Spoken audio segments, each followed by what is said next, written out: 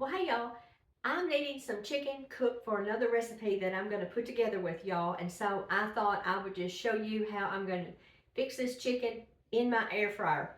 Now I have the Power XL. Let me turn this around. I have the Power XL and I will put the link to it in the show notes so you can see what I'm talking about. I'll show you what this comes with. It comes with 3 of these little trays like this, and I'm going to use 2 today. Make a little room here.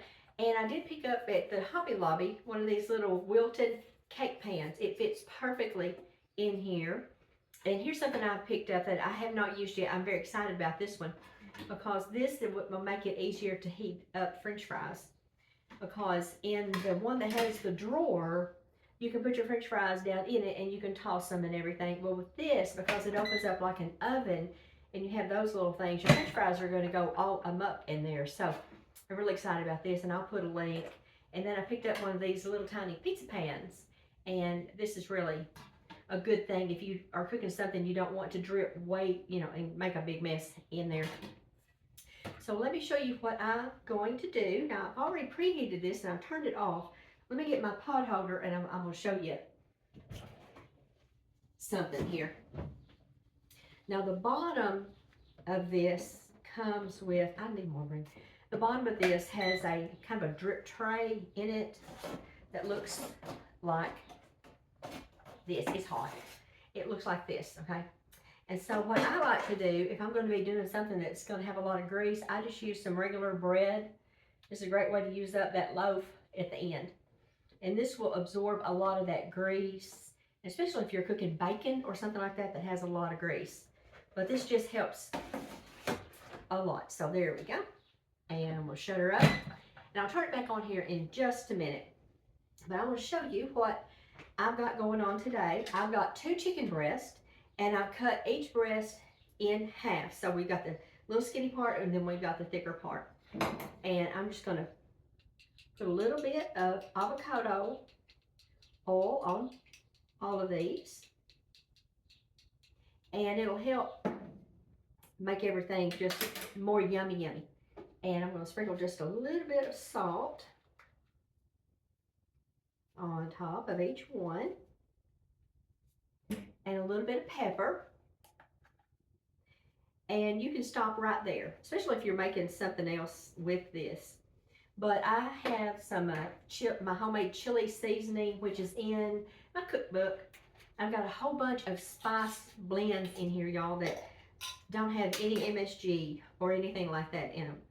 So I'm just going to put just a little bit of this homemade chili powder on here. And let's see, in this cookbook, I've got taco seasoning, a generic chicken, I've got a homemade Greek, got a homemade Old Bay, all kinds of good stuff.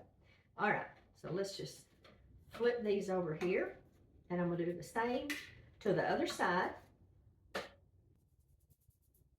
Okay, there we go. Okay, I'm going to cook this. I'm going to set this on 350 and 375, I'm sorry, and it comes on at 370. And I'm just going to bump the thermometer thingamajig up here to 375. And it starts at 15 minutes. I'm going to turn this up to 25 minutes. And so then I just don't have to worry about it too much. So I'm going to take my chicken breast. Get a hold of everything here, y'all. And we're just going to put these.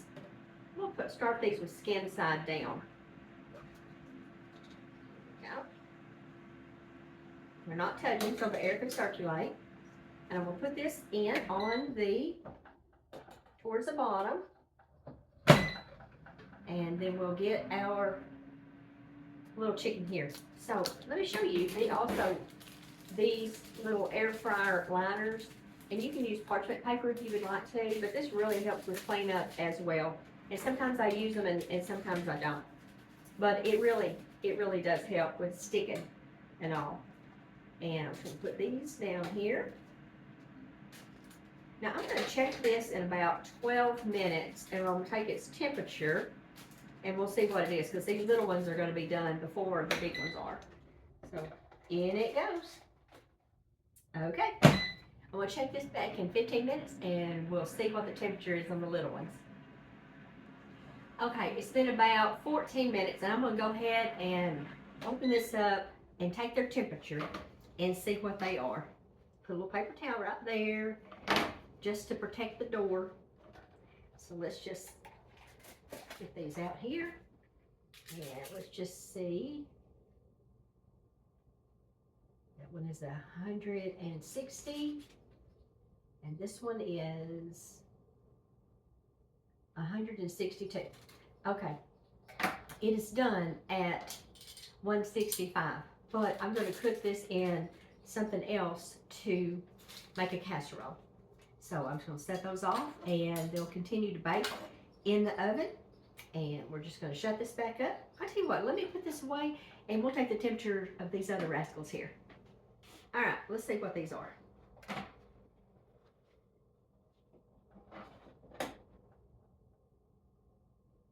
Wait a minute, 133 and 118.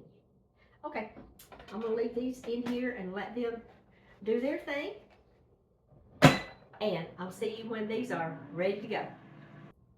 Okay, these cooked another 15 minutes and the buzzer just went off. So I'm gonna show you what this handy little door does. Looky here, it comes off so you don't get drips on it like I did. But anyway, do not put that in your dishwasher. Absolutely not. Don't ask me how I know. I did wash it in the sink one day and then I realized I don't think I was supposed to do that. So let's just see what we think this temperature is. 165, perfect. 165, perfect. All right, this is one of the most valuable tools you can have in your kitchen, y'all. And because, you know, you don't want to get sick from eating undercooked stuff. So let me just put this in the sink. And this is wonderful to warm up cornbread waffles. So I'm just going to set that right there and get it out of my way and put this over here and let that cool down a little bit. Now I'll put a link to this and everything else I have talked to y'all about and my little cookbook. And I'm just going to go ahead and chop the rest of this up and I will see y'all in the next video. We're going to do something wonderful with this chicken. So y'all hang on.